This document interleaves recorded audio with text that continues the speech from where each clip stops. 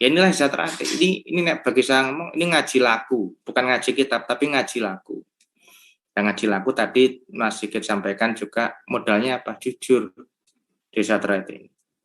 Orang kalau jujur itu wani, tatak. Jadi saya berani karena benar, takut karena salah. Jadi ya kalau yakin benar, ya temui dulur-dulur. Kalau saya ketemu, lur, nek kemarin saya ada salah, ya sepurani. Wis api-api, selesai di sejahtera. Tapi kadang karena ego jabatan, merasa lebih kuat, lebih pinter, lebih punya pangkat, akhirnya ini sulit untuk menyampaikan istilahnya permohonan maaf tadi. Padahal di sejahtera itu semuanya enak lah gitu loh, enjoy. Semua bisa dibicarakan. Kenapa? Ada marwah pas seduluran di sini. Nek dulur wis ngomong, lur, nek aku salah piye lur? Mosok arep dikepui. Enggak kok. Beda dengan orang mengedepankan kekuasaan, mengedepankan ego. Gak nanti tabayun, tak tambahi klarifikasi, senengannya masa memperkara nih dulure secara hukum. Loh ini bukan didikan sejahtera. Orang tidak pernah ngurusi sejahtera, tahu-tahu, wah karena pensiunnya kebetulan karena pangkat, merasa masih punya kekuasaan, akhirnya ngelaporin dulur-dulur. Padahal secara pengabdian dia belum ada apa-apanya gitu. Dan ini sebenarnya tidak boleh di sejahtera. Makan gaya gaduh di sejahtera ya sifat-sifat seperti itu. Tapi mohon maaf saya tidak akan sebut ngomong. Kita hanya ngambil suri terlebih di sejahtera ini sebenarnya pengabdian. Sejahtera ini besar bukan karena ketua niki wong pinter, wong sugih, wong duwe pangkat, tidak. Sejahtera besar karena keikhlasan. Dan Gusti Allah Sang Pencipta itu ridho dengan itu. Kalau sejahtera dengan profesionalisme, dengan janji bahwa pelatih akan dibayar segala macam, sudah pasti jaminan itu pasti akan rebutan jadi pelatih, rebutan siswa, dampaknya oyo-oyoan. Kalau sudah ada seperti itu, pasti hitung-hitungannya adalah materi. Kalau sudah materi, berarti tidak ada keikhlasan. Jika mana tidak ada keikhlasan, apakah yang di atas Sang Pencipta, Gusti Allah akan cawe-cawe? Tidak. Dan apakah sejahtera akan besar? Tidak. Sering saya sampaikan bahwa di sejahtera ini tadi yang disampaikan Mas Sigit, utamanya adalah suri toladan. Bahwa namanya ketua pemimpin itu harus memberikan suri teladan yang baik untuk berbuat bagi orang lain. Ya dari situlah sejahtera itu bisa berkembang luas ya semata-mata karena keinginan untuk mengabdi tadi, mengabdi bagi sesama, mengabdi bagi kemaslahatan umat. Makanya kalau ada warga sejahtera sampai meresahkan masyarakat ini yang patut dijadikan catatan loh, ini pelatih imbian sopo ini kan kayak gitu kan. Ya jadi evaluasi bersama. Jadi apakah mereka 100% salah? Oh tidak. Setiap orang mempunyai prosesnya masing-masing. C6 wajar. Tapi nanti biasanya 1, 2, 3 tahun dia akan mulai istilah pencarian jati diri. Dan di sejahtera itu salah satu sarana wadah untuk pencarian jati diri itu tadi. Jadi berbahagialah istilahnya bergabung di kampus besar sejahtera. Ini kampus didikan yang tidak akan ada habisnya karena saling mengingatkan, karena kebaikan itu bisa datang dari siapapun. Jadi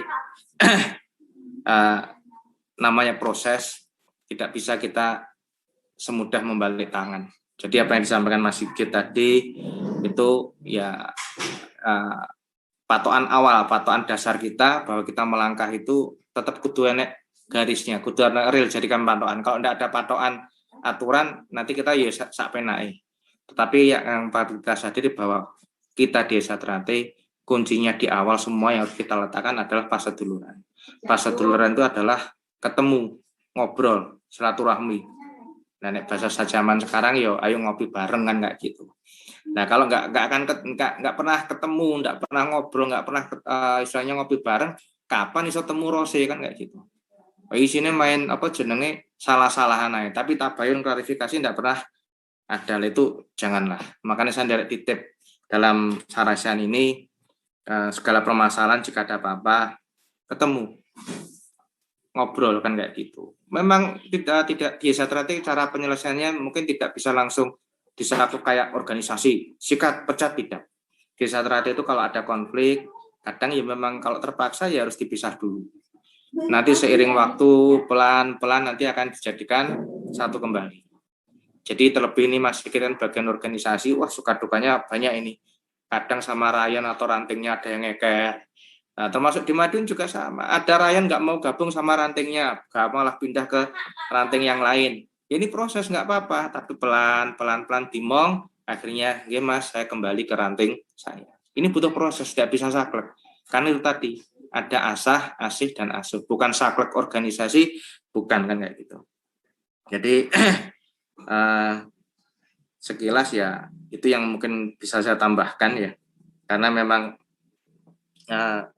Esatrate itu unik, bahkan banyak organisasi lain itu pengen niru Esatrate, bahkan dari perguruan lain pun juga pengen niru Esatrate, tapi ya alhamdulillah sampai hari ini belum bisa.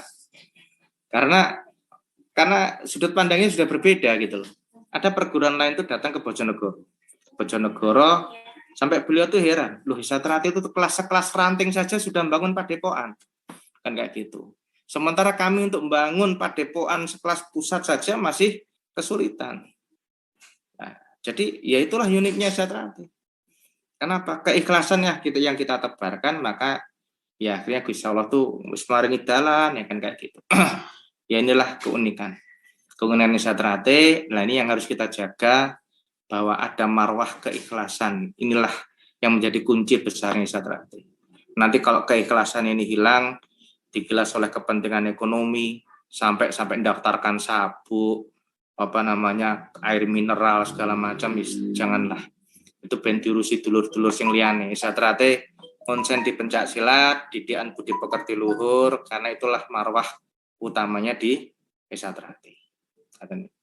Jadi pun termasuk dengan pusat dan cabang, itu adalah hubungannya ya sama kakak dan adik. Jadi kalau adiknya punya padepokan, punya rumah, masa arti Pak masih tidak.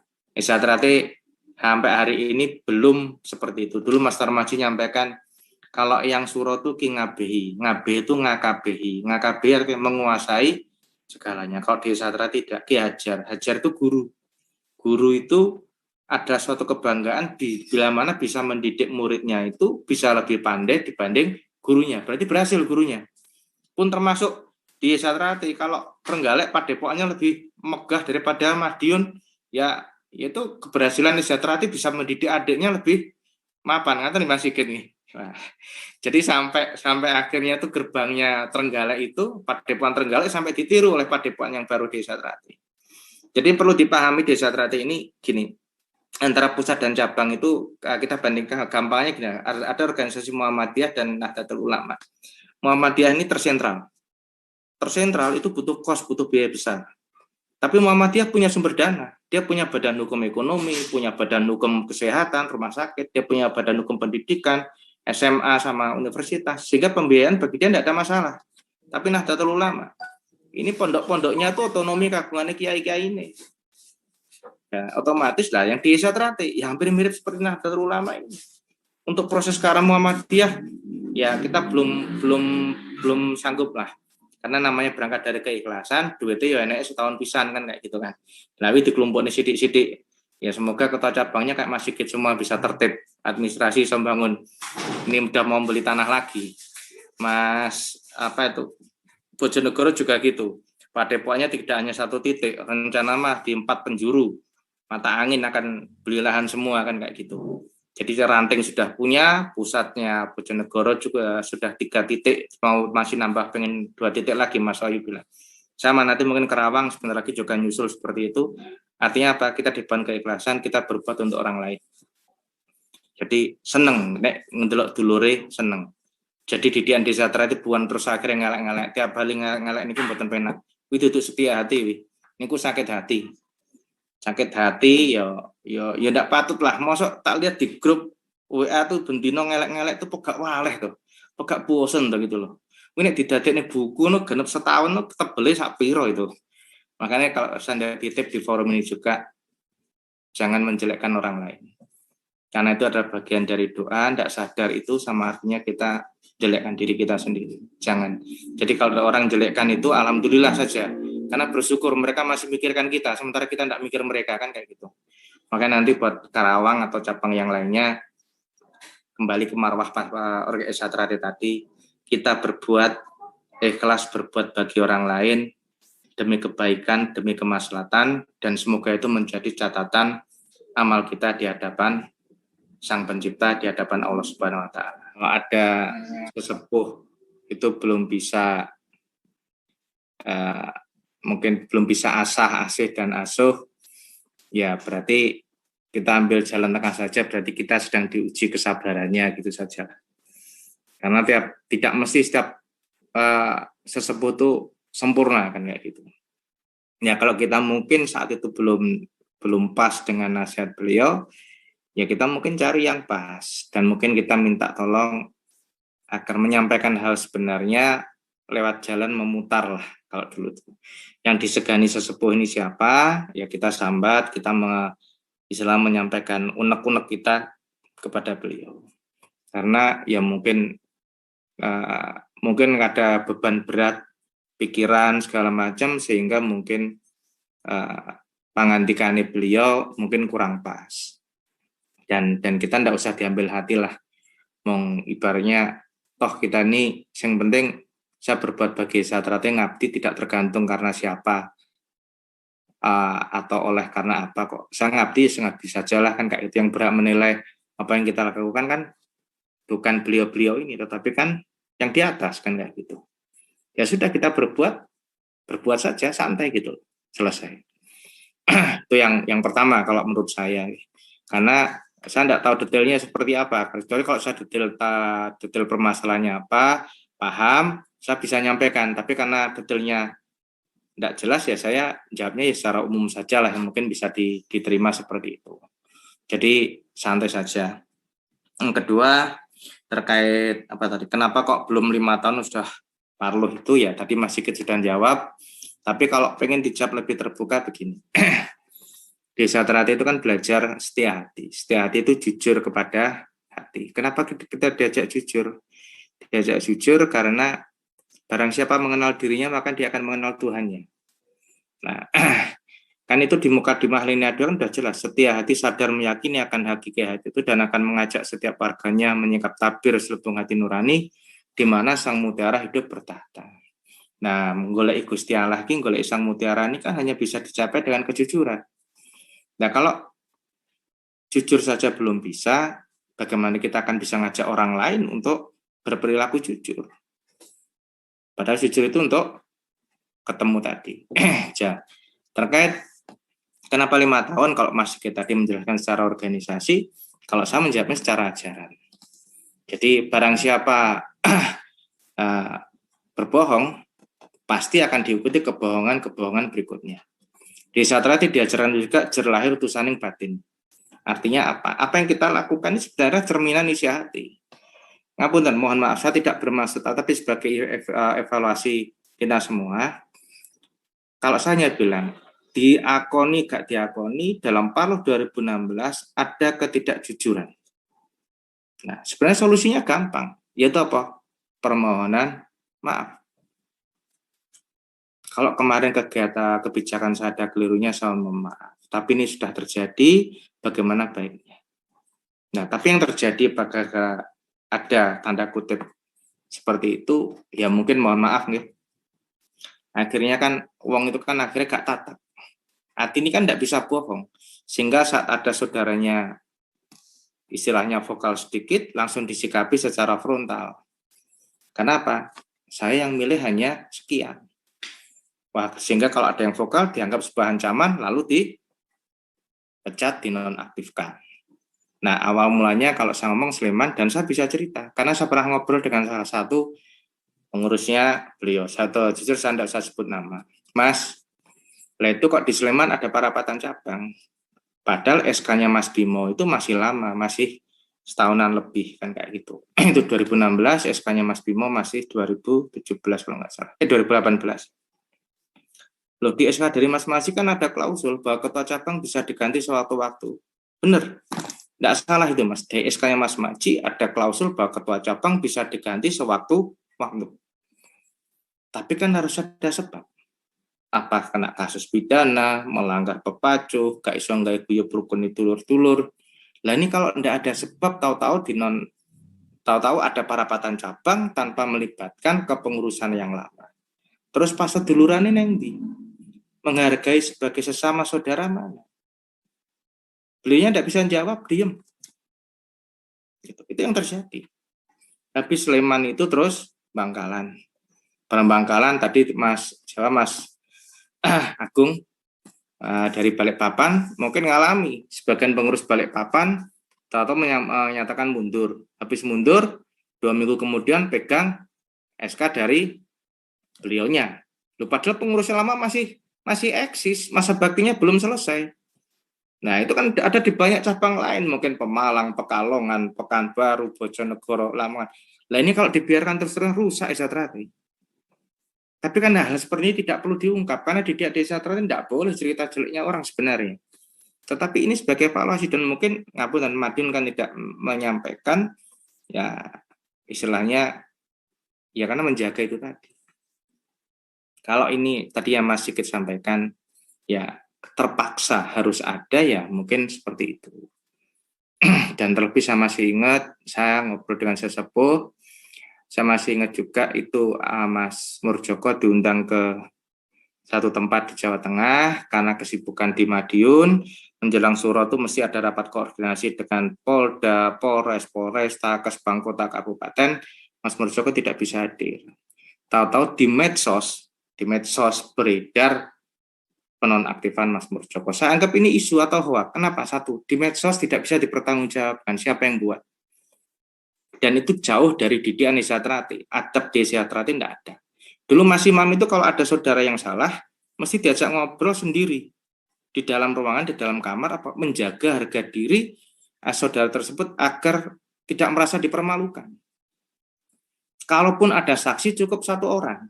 Nah ini tidak. Orangnya lama yang dikenai sanksi itu tidak pernah tahu beredar di medsos. Nah, ya inilah saya bilang ini hoax. Surat aslinya tidak pernah tahu di medsos sudah ramai.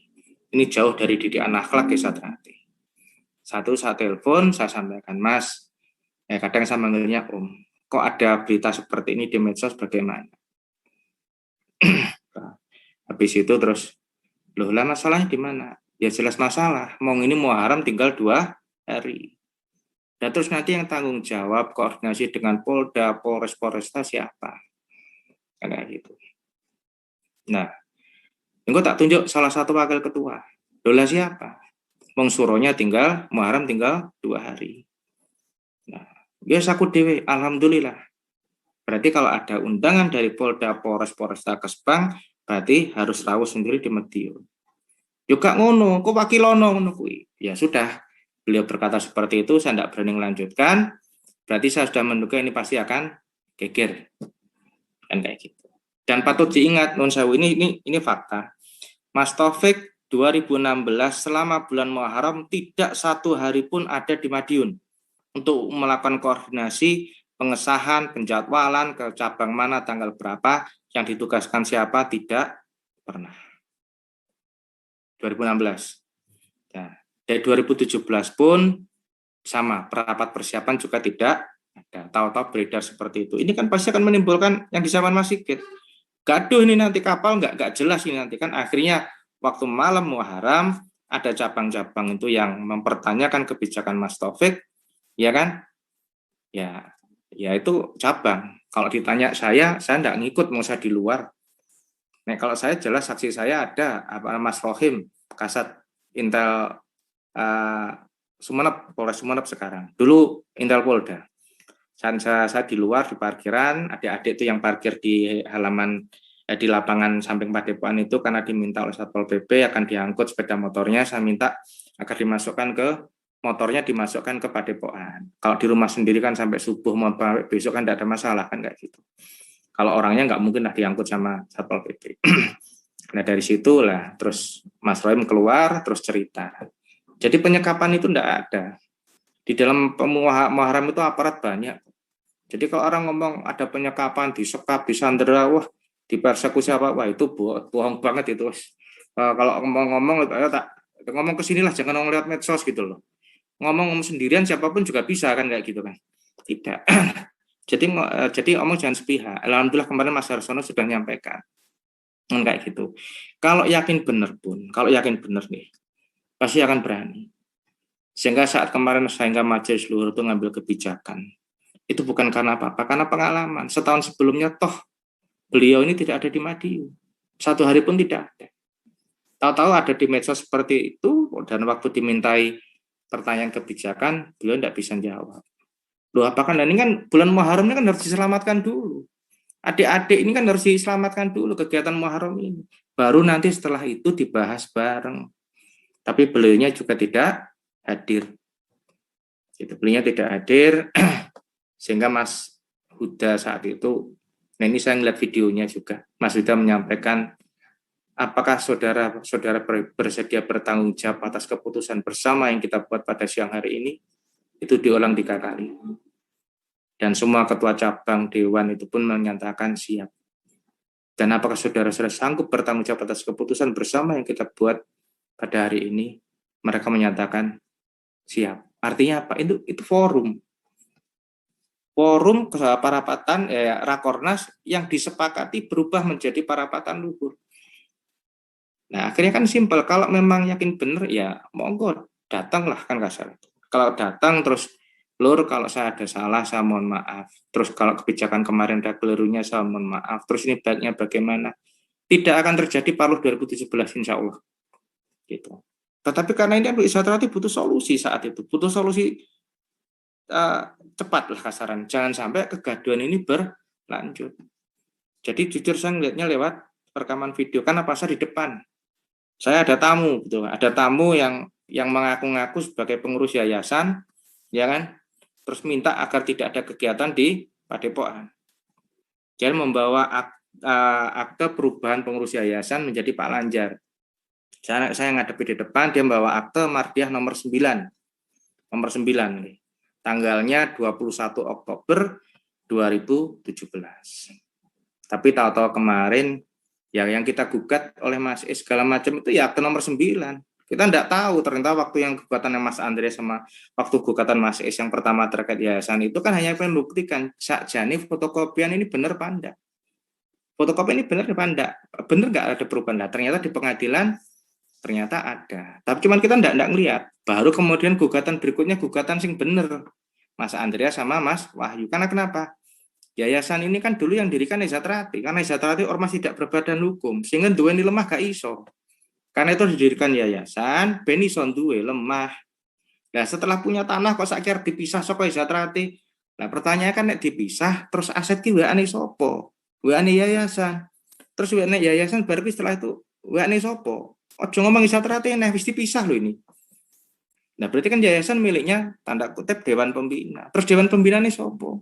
Berarti pemisahan aset, pemisahan yayasan dan Nezatrati ini adalah nun sewu, patut diduga menjadi upaya penguasaan aset untuk pribadi. Yang ini yang harus dilanggar. Dan Mas Hariwur itu kalau ada isu di medsos di Mas Hariwur dilaporkan ke Polda Jawa Timur, karena Mas Hariwur mempertahankan ini bahwa yayasan ini miliknya Nezatrati. Sehingga Mas Hariwur tidak mau menyerahkan aset, tidak mau menyerahkan sertifikat maupun akte, sehingga dilaporkan dituduh penggelapan. Padahal tidak ada yang digelapan, semuanya masih dipakai oleh Nezatrati. Mas Murjoko hanya gara-gara statement ketua yayasan bagi kami adalah Mas Hariwur dilaporkan ke pembohongan publik. Loh, perkara ini masih sidang, masih perdata, dan Mas Murjoko kekeh mempertahankan menyampaikan Mas Hariwur dilaporkan ke Polda Metro Jaya. Nah, yang laporkan ini kan lucunya orang yang tidak pernah ngurusi Nezatrati gitu loh. Jadi ya karena maklum ya mantan di aparat merasa paling benar bahwa alam lah. Nah ini yang akte mardiahnya itu begitu Mas Andreas, Mas Wahyu gugat ini, terus kita mau insagel, mau banding itu, loh kok aktenya beda. Baru dicermati waktu insagel, pengajakan bukti di pengadilan, loh kok aktenya nomor 10. Loh, berarti ada 2 akte di sini. Dan 2 akte ini pun juga ada kutipan. Dia mengutip akte yang isinya berbeda dengan aslinya. Ya inilah nek bagi saya Gusti Allah gak sare lah. tidak ada kejahatan yang sempurna kan kayak gitu. Artinya apa? Kalau kita mau belajar ke ajaran Nisa Trate, kedidikan Nisa Trate, kembali ke sikap jujur, bahwa setiap upaya tidak jujur itu pasti akan oleh Gusti Allah itu pasti akan diberikan satu titik kelemahan. Nah, akhirnya dibuka semuanya. Waktu sidang badan hukum, ternyata yang menjadi saksinya beliau malah menguntungkan Madiun. Waktu gugatan terkait hak merek, saksinya mereka juga menguntungkan pihak Madiun. Nah, alhamdulillah, siapa yang menggerakkan? Gusti Allah, bukan siapa-siapa. Mas Taufik kan di pengadilan hak merek itu, istilahnya gugatan pengalihan hak merek itu menuduh bahwa Mas Tarmaji tidak beritikat baik bagi Satrate. Mas Tarmaji akan mengambil keuntungan pribadi dari hak merek tersebut. Nah, saat kesaksian oleh Mas Sunarno, dijawab, ditanya hakim, bahwa Mas Tarmaji itu mendaftarkan hak merek setelah sarasehan di Jakarta. Nah, oleh kuasa hukum kita ya tinggal meneruskan saja loh. Berarti Mas Tarmaji tidak mendaftarkan atas keinginan pribadi. Tidak. Jadi itu yang jawab Mas Sunarno. Artinya apa? Ya segera nih siapa Mas Sunarno menjawab seperti itu? Gusti Allah. Karena saya yakin dia sudah di briefing sebelumnya. Jadi kalau sekarang di medsos itu, di YouTube Mas Sunarno ngelak-ngelok nih saya, menjelek-jelekkan saya jawab enggak apa-apa. Mas Sunarno harus seperti itu. Karena apa? Nek gak ngono kok diantemi karo Jakarta kan kayak gitu. Biarlah beliau ngelek-ngelek, yang penting selamat. Beliau tetap dapat berkarya di PPIPSI, ya toh. Keluarganya juga santai, dan saya pun juga tidak masalah kok. Dilolok ini tidak mengurangi istilahnya saya menjadi jelek atau bagaimana, tidak, tetap saja kok. Bahkan gara-gara fitnah orang lain itu alhamdulillah dosaku sudah gitu saja, santai. Nah, kembali ke yang tadi, kenapa kok ada Parluh 2017 yang mungkin tadi sekilas seperti itu, ya kan? Kenapa kok belum 5 tahun sudah terjadi Parluh? Ya kurang lebih seperti itu tadi, karena memang harus ada sesuatu yang harus dilakukan untuk menjaga marwah persaudaraan ini. Dan kemarin Parluh 2021 pun kalau orang mau nuduh itu akalnya bagus, silakan tanya Mas Sigit juga. Itu semua sidang itu terekam, didokumentasikan. Dan apakah ada bagus itu ikut-ikutan cawe di rapat itu? Tidak ada. Tapi di medsos kan sing dilolok nih bagus saya kan. Padahal saya di ruang media center sama Pak Kasatintel, sama teman-teman media, jam 2 sudah beredar isu bagus ketua umum kayak gitu. Padahal itu masih pleno 3. Kan kayak gitu. Jadi ya itulah di medsos. Tapi dengan ada sarasan ini kan semuanya bisa jadi clear kan kayak gitu. Jadi artinya tidak semua di medsos itu wajib dipercaya. Karena mereka jari ini, tetapi kalau ditatai untuk ketemu atau menjadi saksi di pengadilan, pasti mereka tidak berani. Nah, terus itu kurang lebih kenapa kok saya nambahi dari sisi ajaran. Kalau tadi Mas Sigit secara organisasi, saya dari sisi kenapa kok terjadi Parluh 2017. Nah, solusinya bagaimana sebenarnya? Bahkan sekarang pun, kemarin saya sampaikan, hari ini kita jangan ngomong organisasi, kita jangan ngomong hukum. Kita ngomong kembali kepada ajaran, yaitu persaudaraan. Tapi kan saya malah dilolok nih, bagus harap bubar nih organisasi, harap balik nih paguruan. Nek paguron tenanan, nyapu nek Parluh kan kayak gitu. Nah, kemarin tuh satu konsep yang sangat bagus Parluh 2021 ini, karena menggabungkan kesemuanya ini, termasuk Mas Sigit ini yang penggagasnya, sebuah paguron dengan organisasi dan rasa marwah paseduluran ini bisa dijadikan satu. Ini sulit. Desa Trate itu bukan organisasi demokrasi yang dibuka lepas, tidak. Tapi demokrasi yang terpimpin. Kalau tidak cocok dengan Desa Trate, ya silahkan keluar. Karena Desa Trate ini adalah demokrasi yang terpimpin. Demokrasi terpimpin apa? Dipimpin oleh siapa? Oleh budi pekerti luhur. Oleh ajaran didikan ini. Nah, kalau budi pekertinya hilang, ngomong istilahnya lepas ke organisasi murni, ya rusak tatanan. Nggak ada lagi budi pekerti luhur nantinya.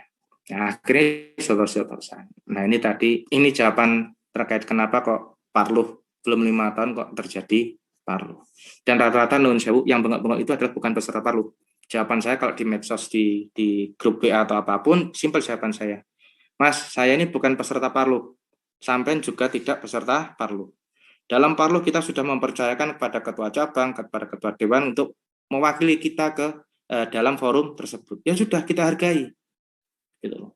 Jangan bukan peserta Parluh tapi kok ngomong seakan-akan peserta Parluh sehingga rusak tatanan ini ya kayak sampean itu. Itu yang sering saya sampaikan. Nah, kemudian ini sekilas sudah. Terus apalagi ini ada Mas tadi ranting mana ini ya? Bagaimana pengesahan sebelah? Nah, saya simpel tadi. Jadi dari awal saya sampaikan desa terakhir itu kita belajar jujur kepada diri sendiri. Kalau kita sudah bisa jujur, ya insya Allah lah. Barang siapa mengenal dirinya maka dia akan mengenal Tuhannya. Artinya jujur kepada diri sendiri itu penting. Kalau saya ditanya, kenapa harus pengesahan ulang? Simpel jawab saya. Jenengan ditungakne kiai, kalau ditungakne maling pilih ndi? Ya ditungakne kiai Mas. Ya kenapa? Tuh, itu kan podo misalkan. Ya, podo ya wong kan kayak gitu. Ya ndak. Maling kan akhlaknya ndak bagus kan kayak gitu. Nah kiai, ya muga-muga kiai ini akhlaknya api sama. Jadi kita mendoakan kepada tingkat 2 ini kita kalau bisa milih. Dari Mas Edi Purnomo almarhum itu gara-gara misuh saja dia ndak berani untuk mengesahkan. Loh, Mas Edi pernah kan ketemu saya, Mas Edi lo kok morinya dilepas. Betul nih saya ngesah nih, ndak jadi ngesahkan. Gak. Dan apa? Lalu dia mau adik-adik tak water uang eleran tak pisui. Hanya gara-gara terucap misuh, Mas Edi Purnomo tidak berani mengesahkan. Artinya apa? Berarti dalam pengesahan itu diharapkan orang yang sudah menep, artinya tidak mikir masalah rumah tangga, tidak mikir masalah kantor, sehingga waktu mendoakan adik-adiknya ini istilahnya loss atau istilahnya lepas kan kayak gitu kan. Nah, sama kalau yang didoakan itu nun sewu kan ujung nariknya ke atas, belum bisa jujur, belum bisa ngakuni. Terus apakah itu yang akan kita harapkan? Pasti tidak. Jadi kalau ditanya kenapa harus pengesahan ulang, ya nek saya dasarnya itu. Tapi nek tetap ngono ya monggo. Dan rata-rata jenengan cermati biasanya sifatnya nurun, kelakuannya podo. Karena sing ditungakne biasanya nurun kepada yang didoakan. Kurang lebih seperti itu. Jadi nek kemarin loh, kenapa harus pengesahan ulang ya seperti itu. Harus beli sakrah tidak. Di Madiun ini kebijakan bagi yang sempat disahkan di sebelah cukup hanya selamatan saja sama administrasi, yang lainnya tidak. Jadi cukup 150 pada 200 ribu. Itu kan kebijakan. Terus perkara latihan, soal edarannya Mas Murjoko kan 3 bulan, itu juga tidak saklek. Kenapa? Mereka itu kan korban. Mereka taunya ikut Esatrate. Tetapi karena keadaan mereka ikut pengesahan sebelah. Artinya apa? 3 bulan itu sebenarnya ngecek anak ini latihan beneran pandai. Jurus-jurusnya ini dia benar menguasai apa tidak. Toh di Esatrate itu jurus 17 pun sudah boleh disahkan. Meskipun tidak mendapatkan mori, tidak mendapatkan jurus kunci, KTA, piagam tidak. Ditahan sampai latihannya selesai. Ini dasarnya apa? Mas Imam Kusupangat dulu sudah pernah melakukan seperti itu. Gitu. Nah, jadi desa Trate itu sebenarnya isinya tuh harusnya seneng gitu loh. Dulur ya akeh kayak gitu. Terus lah bagaimana kalau menyatukan ya insya Allah nanti ini itu apa ngenepi takdir. Kenapa ngenepi takdir? Karena Mas Imam sudah pernah nyampaikan. Mas Imam Kusupangat sudah pernah nyampaikan, Mas Tarmaji pun juga sudah pernah nyampaikan, sehingga kalau ini harus seperti ini menggenapi takdir. Mungkin eswaleh lah balik-balik dewi. Gitu. Ini kan hanya masalah ego. Aku luwih pinter, aku luwih cidek kekuasaan, aku luwih pangkat. Tapi nanti nek tidak menep segala macam, tidak ngomong adu rasa, ya sudah. Pasti akan ya sapi akan gak bisa terate opo. Pasti akan seperti itu insyaallah. Karena itu ya nek sanderek titip saja gitu kan ya. Jadi kita harus bedakan tidak semua yang ikut sana itu jahat. Tidak ikut yang pada satu titik nanti insya Allah akan kembali. Gitu. Jadi ngenepi takdir. Bagi saya sendiri karena kenapa? Dulu kan pernah almarhum karena memang tanah yang selatan Padepokan yang dibangun gedung baru itu belinya lewat kredit di BCA.